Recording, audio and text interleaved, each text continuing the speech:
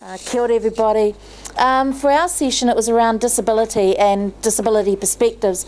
So it was a baseline done by the students, the Equity Justice Project students, of the international context around how social justice or disability is reflected in constitutional law, in constitutions in different countries. And we looked at those, we looked at where the strong parts were, where the weak parts were, but then we had an open discussion because I wanted to hear from them and from the group that was here.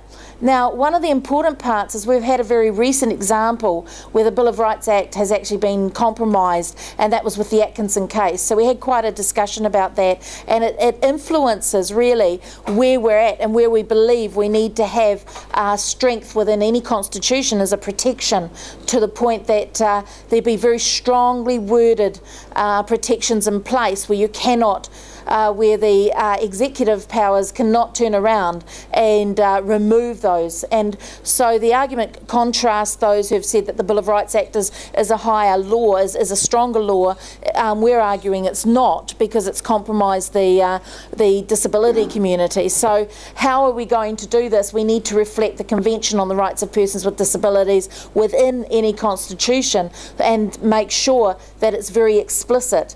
But we don't want to make it step by step explicit. We want to make sure that the wording is clear and simple. We don't need difficult wording for this. We need straightforward language, but we need it to mean what it says. And so that was, part of what we came up with. I think, what really came out is the strength of argument from the community here was around the fact that they really are adamant that the Bill of Rights can't be compromised again, as it has been in the Atkinson case, with the case with the whānau paid as carers. It has been compromised. In fact, it's put into question where the Bill of Rights Act fits if the executive powers can just turn it around on their heads and turn it upside down and say, we're going to deny this group. We're going to deny this group access. In fact, it's got me thinking as well, beyond this is, should we take a Part 1 as a community? And I believe that we should take a Part 1 to the Human Rights Review Tribunal, and I believe that we have no compromise on that. I know that the Law Society is looking at doing it,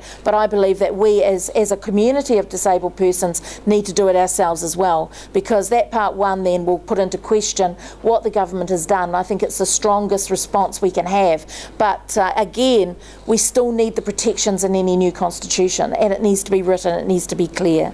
So that came out very strongly from our group, and really that's it. It's, we had a really good debate. It was certainly, no one was shy in it, and I appreciated that. I appreciated it because it gives us an opportunity to write it up. We're going to, I'm going to take from the document that I've been given, but also from what everyone has said today, and put something together for the Constitutional Review Tribunal. But we're also going to take the document, revamp it, change it, and also make it relevant for a later production as well. So it's going to be there.